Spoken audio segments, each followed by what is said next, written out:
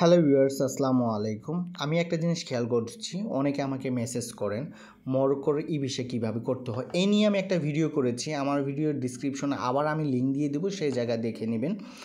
আর আমি আরেকটা জিনিস ক্লিয়ার করছি, মরক্কোর ই-ভিসা যে আছে এটা কাদের হবে আমি বলছি। যদি অস্ট্রেলিয়ার আপনার ভিসা থাকে, কানাডার থাকে, আয়ারল্যান্ডে থাকে, জাপান, নিউজিল্যান্ড, নরওয়ে, সেনজেনভুক্ত যে কোনো দেশের, ইউকে এবং ইউএসএ, আমি যে দেশগুলোর আমার স্ক্রিনে নাম দিয়েছি, এই দেশগুলোর যদি আপনার ভিসা থাকে, সেটা ট্যুরিস্ট ভিসা হোক বা আপনার ওয়ার্ক পারমিট হোক, যে ক্যাটাগরির ভিসা থাকুক না কেন, আপনি চাইলে 1 দিন বা 3 দিনের মধ্যে আপনার মরক্কোর ই-ভিসার জন্য আবেদন করতে পারবেন এবং আপনার মেইলে চলে আসবে।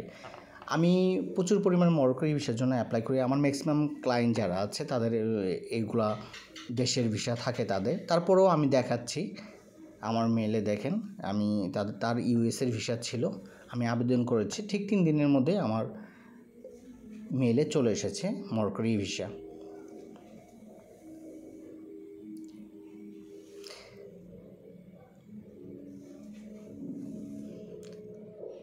এই দেখতে পাচ্ছেন, এটা হলো এই ম্যাডামকে আমি মরক্কোর ই-ভিসা করিয়েছি।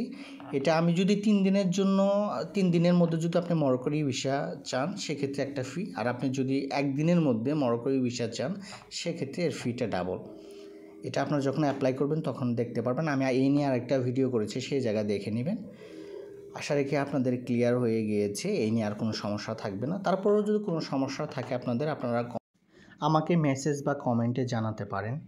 আমি আরেকটা জিনিস ক্লিয়ার করে দিচ্ছি, আমি যেসব দেশের নাম বলেছি, এইসব দেশের মিনিমাম আপনার ভিসার মেয়াদ থাকতে হবে 90 দিন। তা না হলে কিন্তু আপনারা মরক্কোর ই-ভিসার জন্য অ্যাপ্লাই করতে পারবেন না। এই জিনিসটা মাথায় রাখবেন।